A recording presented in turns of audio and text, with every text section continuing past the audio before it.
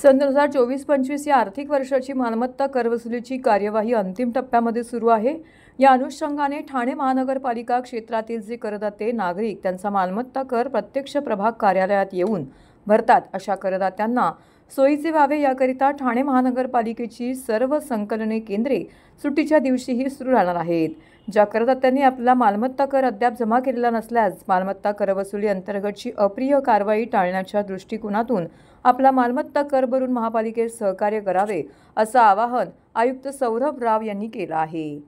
ठाणे महानगरपालिकेची सर्व प्रभाग व उपप्रभाग स्तरावरील सर्व कर संकलने केंद्र, प्रभाग स्तरावरील कर वसुली कार्यालय तसेच महापालिका प्रशासकीय भवनातील मुख्य कर वसुली कार्यालय व नागरी सुविधा केंद्रातील कर संकलन केंद्र 1 डिसेंबरपासून ते 31 डिसेंबर या कालावधीमध्ये सर्व शनिवारी सकाळी 10:30 ते सायंकाळी 4 वाजेपर्यंत तसेच 1 जानेवारी ते 31 मार्च या कालावधीमध्ये सर्व शनिवार, रविवार व सार्वजनिक सुट्टीच्या दिवशी सकाळी 10:30 ते सायंकाळी 4:30 तसेच सर्व रविवार सकाळी 10:30 ते दुपारी 1:30 या वेळेमध्ये कर संकलित करण्याकरिता कार्यान्वित राहणार आहेत।